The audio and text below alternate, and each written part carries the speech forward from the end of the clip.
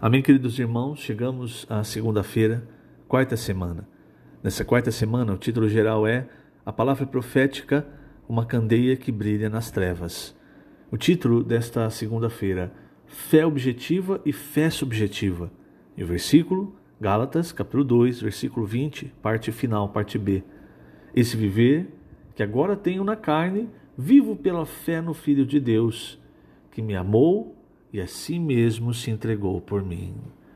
Senhor Jesus, obrigado, Senhor. Obrigado por mais um dia. E obrigado pelo que o Senhor fez. O Senhor me amou quando eu era ainda um inimigo, e o Senhor se entregou por mim. Por teu sangue, meus pecados foram perdoados. Por tua ressurreição, eu recebi a tua vida, e hoje essa vida pode crescer através da tua palavra que o Senhor tem dispensado diariamente para cada um de nós, assim como o Senhor tem dado todas as coisas que nos conduzem à vida, à piedade, assim como o Senhor tem todos os dias nos dado a tua presença, como o Senhor mesmo disse, estarei convosco todos os dias até a consumação do século. Por isso, Senhor, nós te agradecemos, nós amamos a tua presença, nós amamos a tua palavra, amamos com reverência a tua palavra. É essa palavra que cada vez mais nos traz tudo o que o Senhor é, tudo o que o Senhor tem, traz para dentro da nossa fé subjetiva, de forma experiencial para nós. Assim nós te conhecemos cada vez mais. Continua, Senhor, essa obra que o Senhor começou em nós, até que o término nos torne vencedores, aptos para reinar contigo. Obrigado, Senhor. Jesus é o nosso Senhor. Muito bem, queridos irmãos, essa semana está muito rica. Tem muitos pontos, às vezes difíceis de entender, mas muito ricos e muito importantes. E nós começamos falando nessa segunda-feira sobre a diferença entre a fé objetiva e a fé subjetiva. Por que tantas vezes falar sobre isso? Porque entender isso, irmãos, é entender o processo daquilo que Deus está fazendo conosco e onde Deus quer chegar. Então, você se lembra, né? Nós estamos em 2 Pedro, capítulo 1, e ali o apóstolo Pedro abre essa epístola dizendo que Deus nos deu fé igualmente preciosa. Essa fé, como nós vimos em semanas anteriores, essa palavra obtiveram, quando Pedro diz conosco obtiveram fé igualmente preciosa, é a mesma palavra que quando você vai lá para o hebraico, fala sobre a distribuição das terras quando o povo de Israel entrou em Canaã.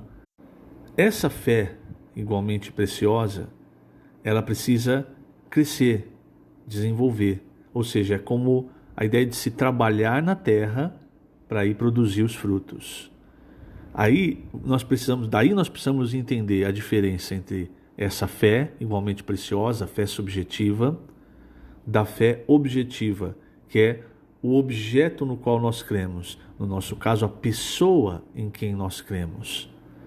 E esse versículo que nós lemos, ele nos mostra isso. Toda vez que no Novo Testamento você lê a fé com o artigo, se refere à fé objetiva. Lembre-se, quando fala de objetiva, lembre-se de objeto, de algo exterior. Por isso eu sempre digo, a fé objetiva é a fé no qual nós cremos, no objeto que nós cremos.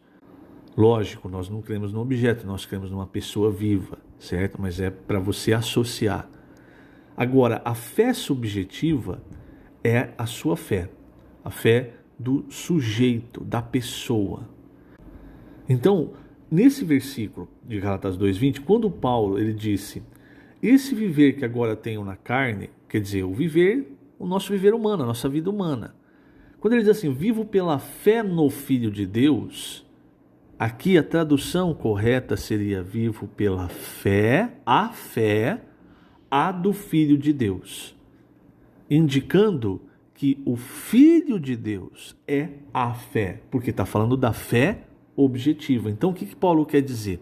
É mais ou menos como aquilo que ele disse aos filipenses, quando ele diz assim, eu olho para o alvo, eu prossigo para o alvo. Então o alvo que ele esquece as coisas que ficaram para trás, ele olha para o alvo. O objetivo é o alvo.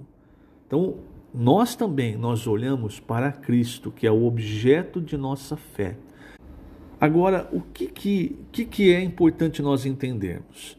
Então, tem no Alimento Diário tem um exemplo da câmera fotográfica, tem uma imagem, mas eu vou usar a segunda imagem, que é aquela imagem na página 57, onde tem a fé, tem aquele caminhãozinho, e aí tem o ser humano tripartido. O que nós precisamos entender? Quando nós cremos no Senhor, nós recebemos para dentro de nós o próprio Deus. Isso veio pela fé.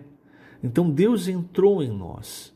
Agora, tem muitas coisas que Deus é, que Deus fez, que ainda não entraram em nós e vão entrar através da palavra.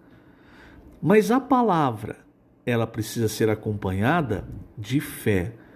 Se você não tiver fé na palavra, a palavra está sendo representada por esse caminhãozinho. Se você não tiver fé na palavra, esse caminhão bate e volta, ele encontra os portões fechados. E o que esse caminhãozinho aqui da imagem é? Um exemplo. Ele está trazendo. Então, imagine, por exemplo, que você está fazendo uma construção. E aí, numa construção, você precisa de areia, você precisa de pedra. Então, você contrata um caminhão de areia. Esse caminhão, ele sai lá do lugar onde tem aquele monte de areia. Ele vem até trazer para a sua casa a areia necessária para a construção. Se você vai construir uma casa, então você precisa talvez de 2, 3 caminhões. Se você vai construir uma cidade inteira, você precisa de milhares de caminhões. A questão é, qual é o objetivo? No caso desse exemplo, nós estamos em construção. A nossa fé é subjetiva. E esse caminhão que é a palavra está trazendo desse, entre aspas, monte de areia que é Cristo, que é Deus. Então, na verdade, esse banco de areia, ele é infinito. Cristo, ele, todas as vezes que você busca, ele tem algo para te dar, para colocar dentro da sua fé. A gente fala fé subjetiva, e nós vamos explicando durante a semana, porque não é algo fácil de entender. O nosso amado irmão Pedro, várias vezes na mensagem, se você ouvir, você pode ver que ele se preocupa, ele para e pergunta, será que vocês estão entendendo? Vocês estão conseguindo entender? Porque não é algo simples, mas é algo importante. Então, tudo que Cristo é, tudo que Cristo tem, ele quer colocar dentro de nós. Então, tudo que Cristo é, tudo que Cristo tem, é a fé objetiva. E ele quer colocar dentro de nós para que seja a nossa fé. É assim que nós vamos nos transformando à imagem de Cristo. Se você vai lá no banco de areia, tira todo o banco de areia e coloca no lugar onde é a construção, então essa construção fica cheia, plena de areia. É o que Cristo quer fazer. Isso é um exemplo, não estou dando esse exemplo da construção. Eu vou dar ainda um exemplo usando Gênesis 1, 2 e 3, para o começo de Gênesis, para você entender melhor. Mas o que eu quero mostrar? Vamos voltar a esse exemplo. Então, quando você creu no Senhor pela primeira vez, você creu através da palavra. Ou alguém falou para você, ou você leu um livro ou a própria Bíblia. De alguma forma, a palavra da verdade, a palavra do Evangelho, chegou até você. Então essa palavra é como esse caminhão trazendo o quê? O Evangelho, que é o próprio Cristo para dentro de você. Agora, não basta você simplesmente dizer assim, eu já sou salvo, eu não preciso de mais nada. Porque você teve só a primeira experiência com Cristo. Ainda a sua fé subjetiva é pequena. Por isso o próprio apóstolo Pedro, conforme ele vai falando, vai desenvolvendo o primeiro capítulo da sua epístola, ele fala, se eu não me engano, no versículo 8, que essas coisas têm que existir em vós e aumentar. Então o objetivo não é ficar parado. O objetivo é que cada vez mais nós tenhamos de Cristo para dentro de nós. Eu vou dar um exemplo para ficar mais claro. Então você recebeu o Senhor através da pregação. Segunda coisa que alguém provavelmente deve ter falado para você é que você precisa se reunir. Então alguém falou da igreja para você. Nesse momento, aquela palavra que alguém falou para você sobre a igreja Se você acompanhou com fé, se você creu, aquilo entrou em você, na sua fé subjetiva, e você passou a se reunir com os irmãos na igreja. Por quê? Porque você creu naquela pregação, naquela palavra. Então, olha, é algo a mais que entrou na sua fé subjetiva. Então você já teve a verdade a respeito do evangelho, da salvação, agora você recebeu a verdade a respeito da igreja. E assim vai continuando. Então, por exemplo, depois o próximo passo, isso eu estou dizendo, né? Às vezes se invertem os passos, né? Mas o próximo passo, aquilo que alguém falou para você, a palavra veio a respeito do batismo. E aí você creu nessa palavra e deu outro passo. Você fez o quê? Você foi batizado. Mais uma vez, você creu. Mais uma vez, aquela verdade que está na Bíblia e que está em Cristo, agora se tornou a sua experiência. Então, o que você e eu precisamos entender? Que quando a gente fala de fé subjetiva, estamos falando de experiência. Se você apenas tivesse o conhecimento, imagina que alguém falasse assim, olha irmão, você precisa ser batizado, olha os versículos aqui. Aí você fala assim, poxa, legal, eu aprendi tudo sobre o batismo, mas eu não vou ser batizado. O que aconteceu? Você pegou o conhecimento sobre o batismo e deixou ele na sua mente, mas não entrou em você, não teve experiência, porque você não creu.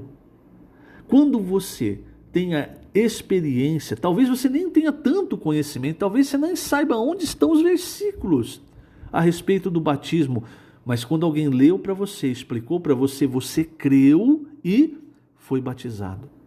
Essa é a fé subjetiva aumentando. É por isso, irmãos, que Paulo diz, eu criei, por isso falei.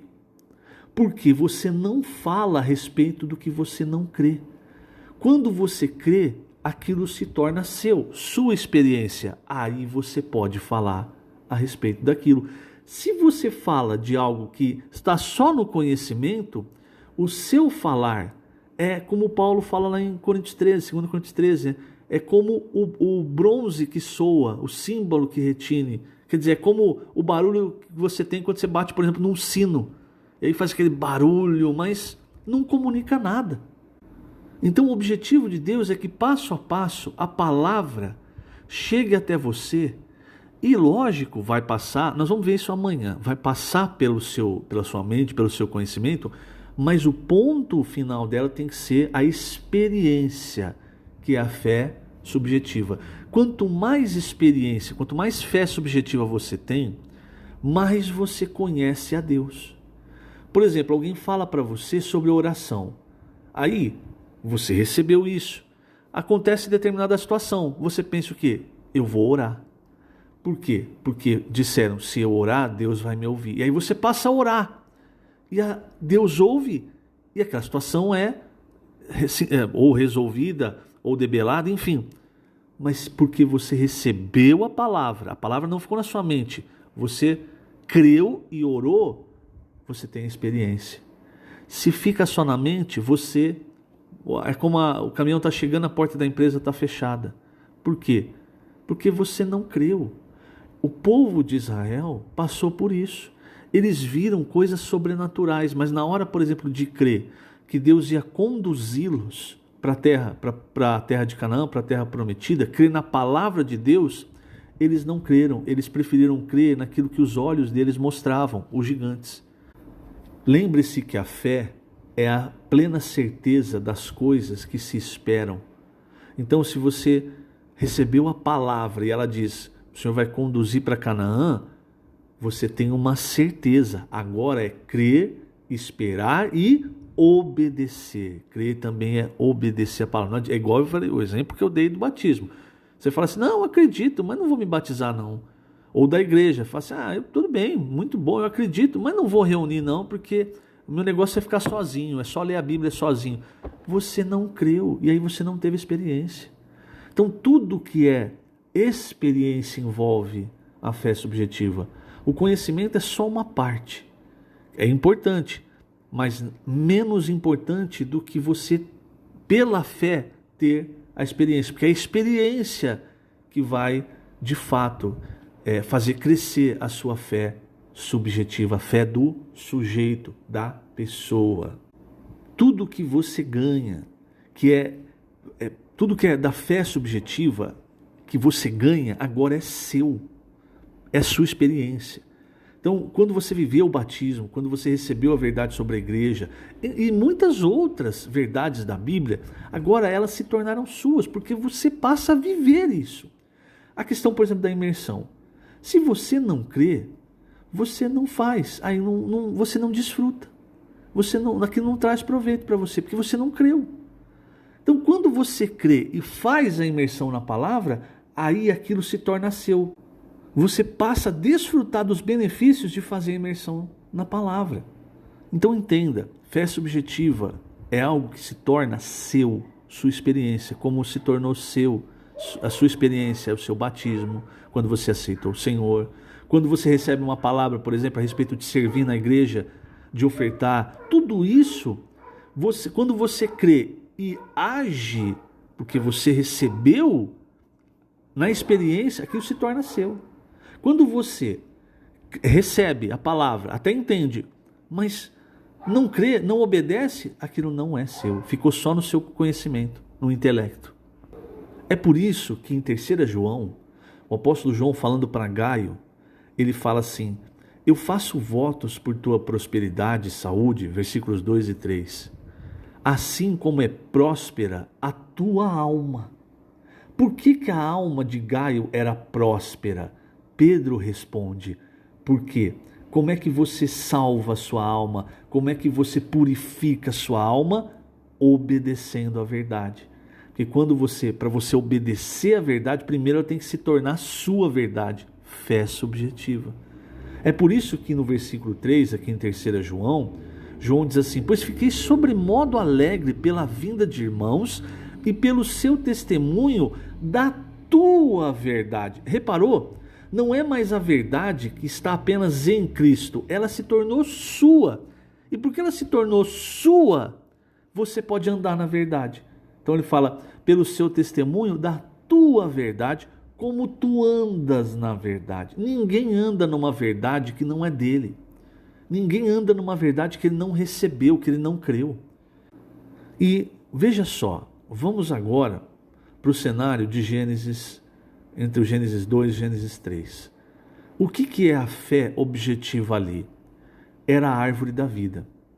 O que Deus queria? Que Adão e Eva, crendo na sua palavra, porque se Deus não avisasse nada, não falasse nada sobre as duas árvores, então o homem não seria culpado de comer a árvore do conhecimento do bem e do mal. Mas Deus falou, Deus orientou. A palavra de Deus para nós é uma ordem. Então o que Deus falou? Olha aqui, essa é a árvore da vida, você pode comer de todas as outras árvores, mas não coma da árvore do conhecimento do bem e do mal. Mas o objetivo era comer da árvore da vida. Aí, quando ele comesse da árvore da vida, os dois, o que aconteceria? Exatamente como essa figura do caminhão. Aquilo que estava na árvore da vida agora entraria no homem e seria dele a vida eterna. Mas o que o homem fez? Ele não creu o suficiente para obedecer. Então aquela verdade não se tornou dele. Quando uma verdade não se torna nossa, quando nós não obedecemos, irmãos, Satanás ele trabalha exatamente para destruir isso.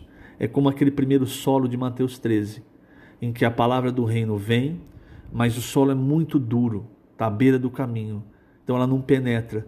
Vêm as aves que representam o maligno, as potestades, principados, e fazem o quê? Elas levam aquela palavra embora.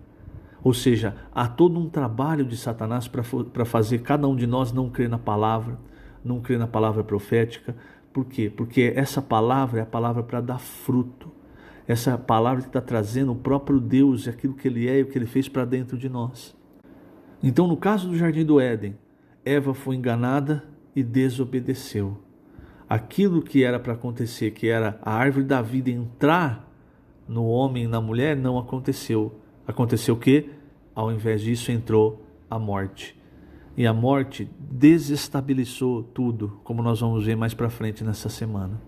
E para encerrar o dia de hoje, amanhã nós vamos ver mais sobre a questão do ser tripartido. Mas hoje eu vou encerrar lendo aqui na página 57, o parágrafo que está entre as duas imagens. A palavra, de acordo com a ilustração abaixo, é o veículo que traz a fé objetiva para dentro de nós. Lembre-se, a fé objetiva é aquilo que você crê, ou seja, é tudo que Deus é, tudo que Deus tem, Cristo, o plano de Deus, a economia de Deus. Continuando, cada vez que a palavra entra em nós, infunde seus elementos na fé subjetiva. É essencial que recebamos a palavra de Deus no Espírito e não apenas na mente, para que a fé se torne verdadeiramente nossa.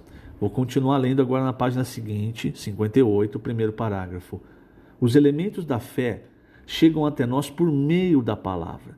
Por isso, uma maneira prática e eficaz de recebê-los é fazer nela a imersão profunda e refinada, imersão profunda e refinada.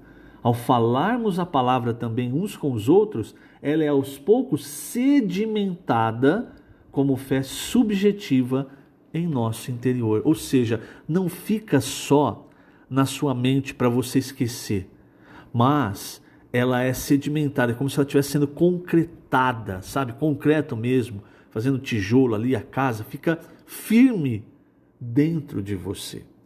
Por isso a imersão. Às vezes está ouvindo uma mensagem, você se distrai, aí não pega o fio da meada, pega um ponto, não pega a maioria. Mas aí quando você vai e faz a imersão, quanta riqueza da palavra é depositada em você.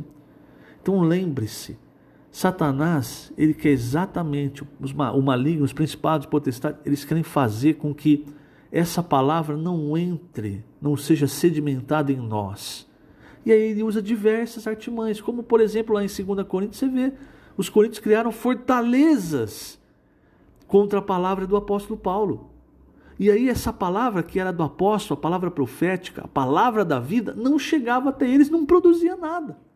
Já os tessalonicenses, com pouco mais de 1 ano de vida, aquela igreja recebia a palavra de Paulo, praticava como de fato era a palavra de Deus e gerava frutos, a ponto deles se tornarem modelos de todas as igrejas naquela região. Então perceba o quanto é importante, irmãos, a palavra, primeiramente, receber a palavra com fé. Então não pode ouvir a palavra só que está no sábado, no domingo, não. Todo dia, imersão, vai ouvir transcrição, leitura bíblica, tudo isso para que essa palavra entre em nós e dê frutos. Amanhã nós vamos falar um pouco mais sobre isso. Que o Senhor te abençoe grandemente nesse dia. Lembrando, estamos colocando essas gravações no canal do YouTube da Igreja em Ribeirão Preto. Jesus é o Senhor.